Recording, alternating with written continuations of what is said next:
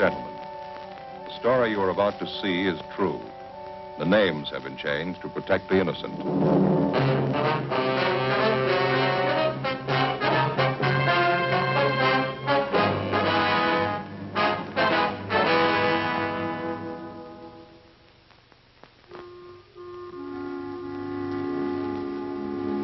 This is the city. Los Angeles, California. I work here. I'm a cop. It was Monday, August 3rd. It was warm in Los Angeles. We were working the day watch out of burglary detail. My partner's Frank Smith. The boss is Captain Bernard.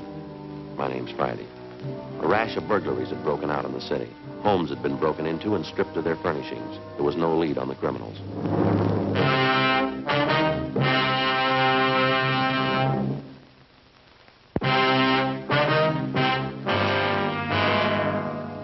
They got all the money together, huh? Yeah, $1 from each man in the detail. It's going to be our job to buy the gift. Yeah. When's Angus going to get married? Next Sunday. We haven't got too much time. I don't know why we always have to pick out the gifts. Well, somebody has to do it. You got any ideas what we ought to get them? Well, I talked to Faye over the weekend. She thinks it might be nice if we got him something to start housekeeping with. Maybe some nice kitchenware or table lamp. I don't know if we'd have enough dough for a good lamp. Oh, they might like a bedspread. You can always use them. Maybe a nice wool blanket. Oh, I don't know, Joe. You got to be careful about those personal things. Well, what do you mean? What's personal about a blanket? Well, we don't know much about the girl Angus is going to marry. She might not need it. Excuse me, could you tell me something? What's that? I said, could you tell me something? Well, what would you like to know, little girl? Is this where you come to report about stolen things? Well, now, that depends. You want to come in and tell us about it? Thank you, I will. You want to sit down, little girl? I'm 10 years old. I'll stand if it's all right. Sure. Now, do you want to tell us what's been stolen? Everything. Huh? Everything's been stolen. We came back this morning and found it that way. Grandpa's awful mad. Mm-hmm. Here, what's your name? Ruth Ann Marie Jeanette. Jeanette? Is that your last name? No, Snyder. Ruth Ann Marie Jeanette Snyder. Well, did you come down here alone, Ruth? Yes, Grandpa sent me. He's awful mad. Where do you live? With Grandpa. Where's that? Over in College Avenue. Grandpa's leg's bothering him, so he told me to come down and tell you about it. About what, miss? Everything. We came back this morning on the train, and when we got home, we found everything was stolen. It's terrible. What do you mean by everything? Well, Grandpa and I got back to Los Angeles on the train this morning. We've been on a trip back to Indiana. Uh-huh. We took a taxi cab home from the station. When we got there, everything was gone. Everything but the rug in the living room. What? All the furniture. Every single bit. The sofa, the chairs, my desk upstairs, the stove. Everything's been stolen. We want you to find it. You mean someone broke in while you were gone, took all your furniture? Is that what you think? We know they did. The window in the kitchen, it was broken. They took everything but the living room rug. That's why Grandpa's home now. Huh? He thinks the crooks will be back. He's sitting on the rug because he says if they take Pat, they'll have to take him, too.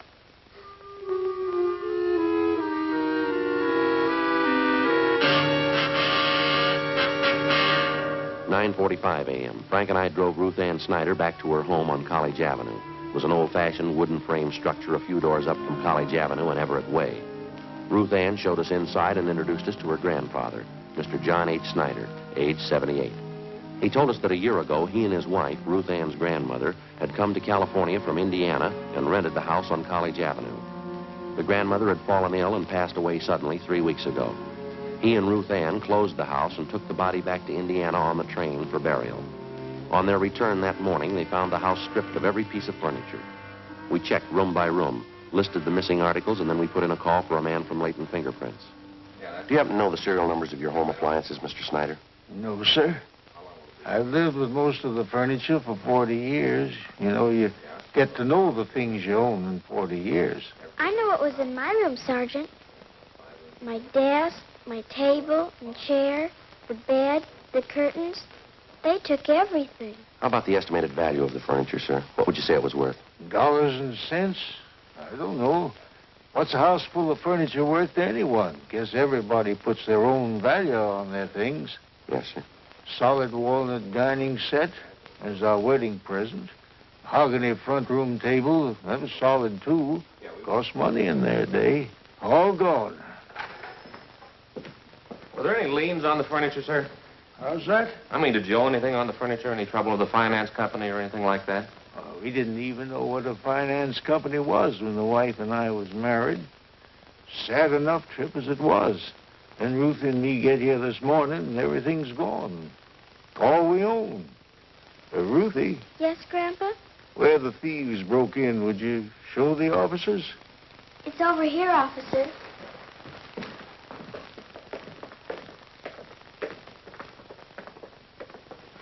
How are you and your grandfather going to get along, Ruthie? Grandpa says we'll buy 2 cots for tonight. Army surplus. No stove to cook on. We'll have to eat out. Mm-hmm. Maybe we'll have to go back to Indiana. Grandpa doesn't have much money. He's on a pension. Here's the door. You can see what they did to get in. Windows broken. Yeah. Mm-hmm. You'll find the crooks, won't you, Sergeant? Well, we're going to try, Ruthie. We better have the crime lab check this. Yeah. How about the neighbors? You know them well? I know who they are. I don't know any of them good. They're not very friendly. Mm-hmm. Well, we'd like to ask you and your grandpa some more questions, Ruthie. All right. I don't know what I'm going to do when school starts. They stole all my stuff, even my composition tablets. They didn't have to take those. What grade you in? I was in the A5. I will be in the B6. Why would they take my school things? I don't know. You see how they got in back there? Yes, sir, we did. By any chance, did any of your neighbors know that you and Ruth here were going away? Well, I didn't mention it, no. Then no one kept an eye on your house while you were gone. Oh, I didn't figure it was necessary. Might have helped. I just remembered, Grandpa. Mrs. Merton. I told her we were going away. Who's that, Ruth? She runs the store down at the corner, the bird store. What? She sells canaries, other kind of birds, too. Mrs. Merton's her name. Store's right down the corner. And you figure she's the only one who knew you'd be gone from the house for some time? Must have been the only one. All right, Mr. Snyder, we'll be back to see you later on. Here's our card. We'll see if we can't do something to help you out. Smith, Friday, burglar detail. All right. Thank you, boy. Ruth will show you to the door. Yes, Grandpa. Goodbye, sir. Goodbye. Oh, say there. Yes, sir? I guess you understand. I'd like to apologize anyway. I just couldn't do it. What's that, sir? Offer you a chair.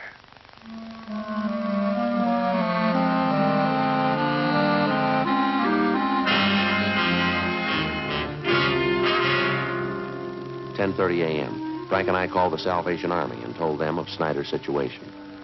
Then we went down the street to the store at the corner of College Avenue and Everett Way. The sign on the window said Mrs. Merton's Birdland.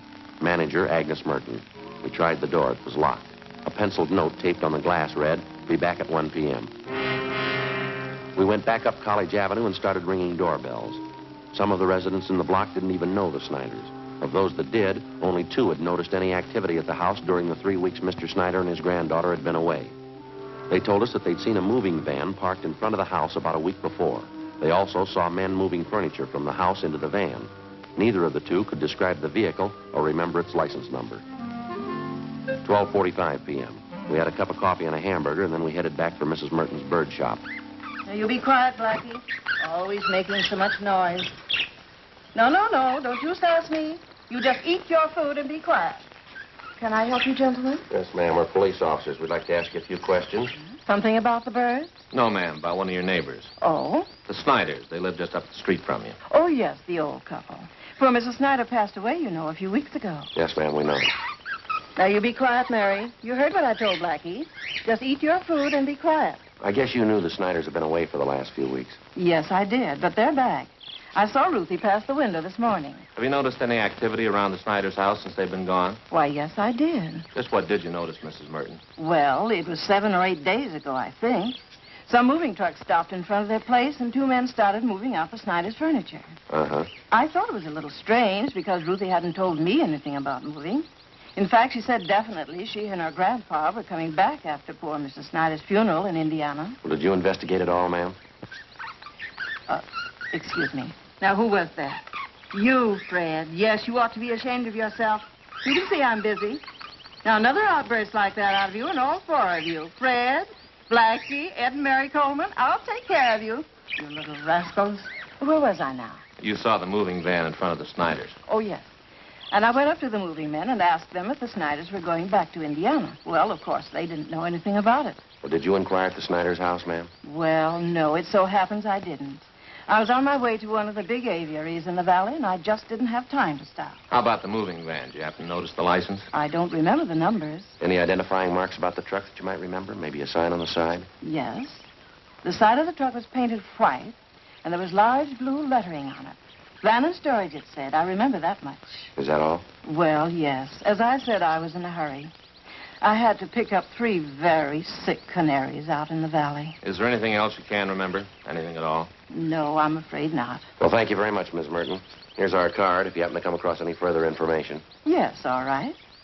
I'll have to go see the Sniders. Perhaps I can help. Well, thank you very much, ma'am. Goodbye. Yes, goodbye. Now, Fred, you be quiet this minute. You hear me? You too, Blackie.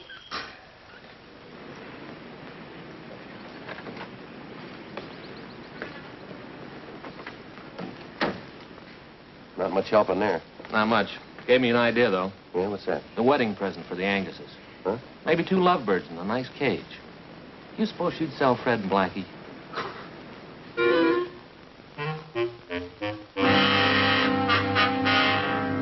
5 p.m. Reports had come in from 2 more burglary victims.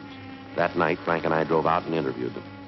The circumstances of the theft and the M.O. of the criminals matched identically with the Snyder case. Both of the families victimized had gone off on vacations and neglected to notify either the neighbors or the patrolmen in their area. Both had allowed newspapers to collect on their doorsteps in their absence and otherwise left signs that their homes were vacant. In both cases, the thieves had forced an entrance through a back door or a window, stripped the house of every last piece of furniture, and either hauled it away themselves or hired someone to do it for them. Again, the neighbors saw the moving vans, but none of them were able to definitely identify the vehicles or their license numbers. 8:45 p.m. Before we went home, Frank and I checked back in at the office. One of the others assigned to the case, Jim Angus, wasn't having any more luck than we were. I guess we're going to have to try harder, that's all. Done about everything we can so far. We started to check the movers around town, the transfer companies. Leighton Prince come up with anything yet? No, no luck. Hope we get this thing washed up before my wedding. Just hate to get called back for my honeymoon. Yeah. It's one of the lousiest rackets we've had since I came on this detail. Whole house full of furniture, everything a family owns. How about an outlet for all the stuff that's been stolen? The thieves can't be sitting on it. Pawn shop and second-hand details have been alerted. They're checking regular outlets, auction houses, second-hand places. Nothing yet. What about some kind of preventive idea? At least slow them down. Well, a good dose of publicity on the thing might help. If only people wouldn't keep it a secret when they're going away. The neighbors aren't alerted. That's why a lot of them didn't think much of it when they saw the moving vans parked at those houses. The drawn blinds and the papers on the doorsteps didn't help much either. It's an open invitation. Maybe we ought to see what we can do on the publicity end. We've had one campaign on this already. Burglary, Angus. Yeah? Uh-huh. What's the address? Okay, I got it. Thanks.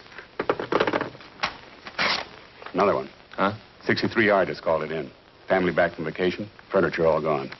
Here's the address. Thanks. Guess we better get on it right away, huh? Yeah. Well, maybe we can get more help on this tomorrow. Reynolds and Medina will be free. Maybe the captain can spare them. Yeah, good idea. Check you later, huh, Jim? Right, see ya. Sergeant Friday, you remember me, don't you?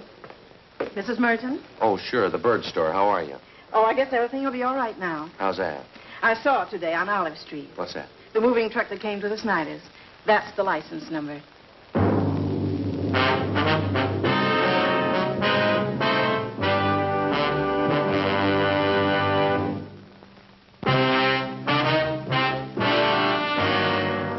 Tuesday, August 11th, 10 p.m. The license number, which Mrs. Merton had given us, was checked through DMV. We found that the truck was registered in the name of a local second-hand furniture dealer by the name of Ben Wynant. We checked his name with the police commission and then with the I Bureau. He had a good reputation, no criminal record. Early the next morning, we picked up Mr. Snyder and his granddaughter Ruth, and we drove to Ben's used furniture store. We identified ourselves and asked to look at his buy book. Under the date of July 27, Ben Wynant had recorded the purchase of more than 36 articles of furniture from a house on College Avenue. The address was that of the Snyders. A man and a woman, Sergeant. They said the company he worked for had transferred him to Boston. Told me he had to get back to take over his new job. Would you recognize the people if you saw them again, Mr. Wynant? Sure, I think so. Woman was a great talker. She said they figured on selling the stuff piece by piece. They'd get more. But since they had to leave town the next day, she decided to sell the whole lot to a dealer. You got the furniture for a pretty low price, didn't you? Pretty good price, yeah. That's why I went along on the fast deal. Wasn't going to talk myself out of a bargain. They wanted to sell fast. I wanted to buy. I didn't think anything was wrong. Sergeant, Yes, sir. a walnut dining room set right there. You sure, Mr. Snyder? Cigar burn on top. I'd know it anywhere. I see. And this looks like mine, too. Sergeant, my table and my desk. Here they are, right here. My school stuff, too.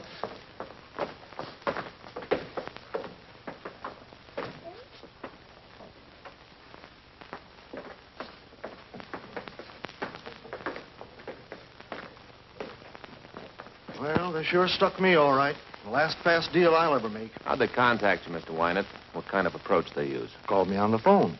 I came out and gave him an appraisal on the stuff. Nothing suspicious about either the man or the woman. That's so? She was in a house dress, bandana around her head. The guy was in old clothes, just as homey as you please. It looked like he was doing a little repair work around the house, you know. Did you notice if they had a car parked by the house? No, as a matter of fact, I didn't. There wasn't any in the driveway. The woman said they had other business to wind up. So if they weren't at the house when I came back with the van, why, she'd leave the back door open for me. I guess you realize we'll have to place a hold on this furniture that you bought. Yeah, I know. Got nobody to blame but myself. You gave this man and woman a check for the full amount of the sale, is that right? $550 down the drain. Do you have the canceled check? No, not yet. If you like, you can probably get it from the bank. Don't imagine those crooks would waste any time cashing it. We'd appreciate it if you'd run down to the bank with us now. Okay, Sergeant. I'll have to get somebody to mind the store. I'll meet you down there. Fine. Sergeant, I wonder if I could speak to Mr. Wynant. Sure, go right ahead. Mr. Wynant, Yes, sir? I'm sorry about all this. I didn't know. Mr. Wynant, you buy furniture, don't you? Yes, sir? What do you give me for 2 Army surplus cots?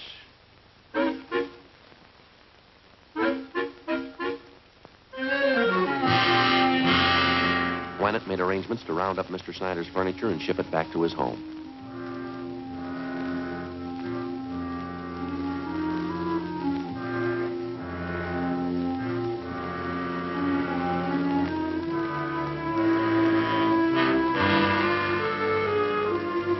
We met down at his bank where he recovered the canceled check for $550. The endorsement read, Mr. Thomas Butterworth.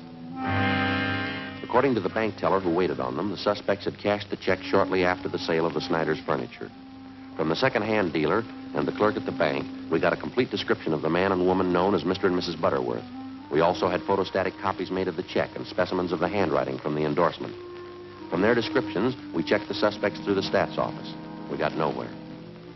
During the next 2 weeks, we found 6 more second-hand dealers who'd been taken in on the same furniture deal. The description of the man and the woman matched, and so did the handwriting in the endorsements on each check. There was only one variation. The couple went under a different name on each occasion. Wednesday, August 26th, 9 a.m. 12 cases like this to date. That what you got? That's it. Got their description, M.O., handwriting. Still can't reach them. Those thieves have been freewheeling for a month now. What's it going to take to stop them?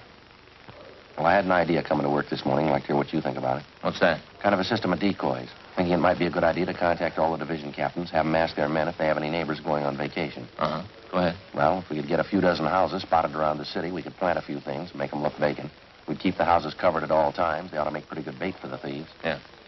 Sounds okay. How would you set it up? We could make arrangements to get a key to each home, keep the milk and paper deliveries coming, let them pile up on the doorstep. We could reimburse the people for whatever it cost. Well, we're not making much speed the way we're going. We could try this for a couple of weeks and see what happens. What do you think? Let's try it.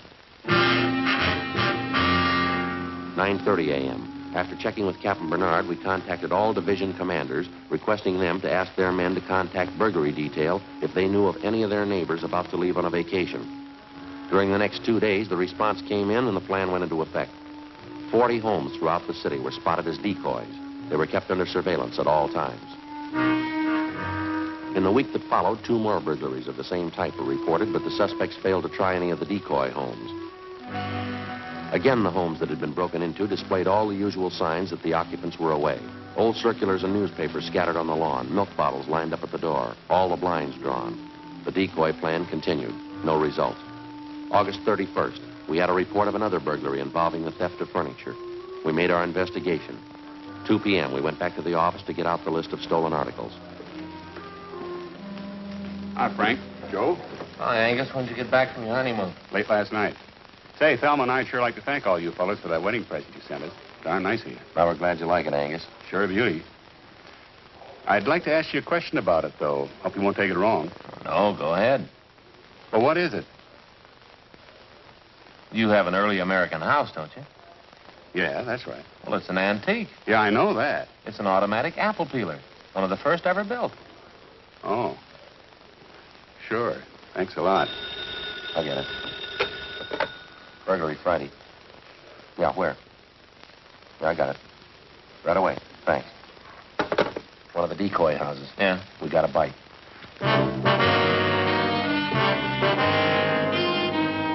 Together with Sergeants Carson and Angus, we drove out to the decoy house, where an unidentified man and woman had been seen forcing entry through a back door. They'd been spotted by a police officer's wife who lived next door and who had called in the report.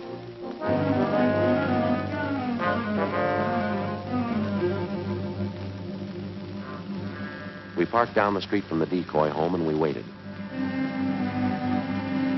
5 minutes passed. We saw a woman come out to the porch of the house, look up and down the street, and then go back inside. A few minutes after that, a man in a tan Ford pulled up in front of the house. He got out and entered through the front door. I called communications for a make on the car. 1K80 to Control 1. 1K80 to Control 1. 1K80, go ahead. Request DMV on 1 Union 55887. That's 1 Union 55887. Information urgent. 1K80, roger. We waited. There were no signs of activity from the decoy house. 2 minutes after I put in the call, we got our make on the car. 1K80. 1K80. 1K80, go ahead. 1 Union 55887. A 1950 model Ford two-door sedan. Engine number B31G148453. Registered to Kenneth Dunbar. Legal the same. 1K80, roger.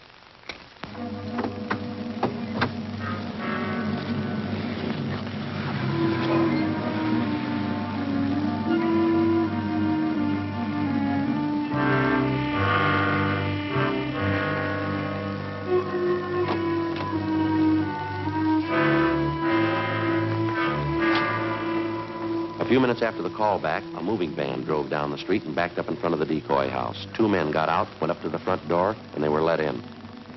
Okay, Joe? Yeah. Carson, you and Angus want to cover the back? Right.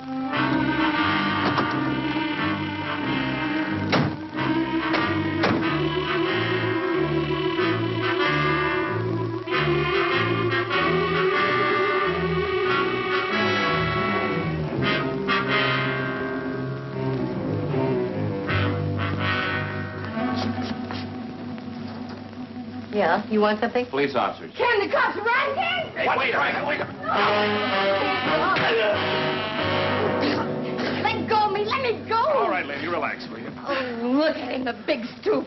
I told him it couldn't last forever. I told him a week ago, let's get out. No, he had to try once more, the big dumb stoop. All right, lady, let's go. We'll take him, Angus. Catch me. You better get that shirt fixed. Huh? Come on, lady. Yeah.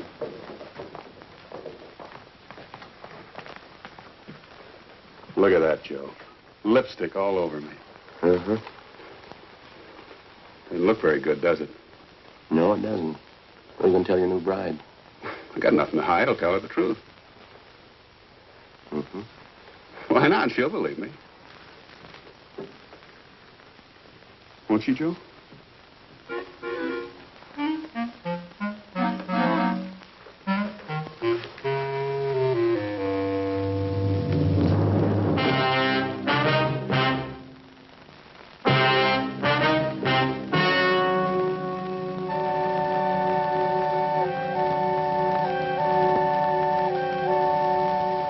On November 25th, trial was held in Department 87, Superior Court of the State of California, in and for the County of Los Angeles.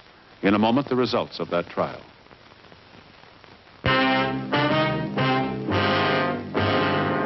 The suspects were tried and convicted of burglary in the second degree, 15 counts. Burglary in the second degree is punishable by imprisonment in the state penitentiary for a period of not less than 1 nor more than 15 years.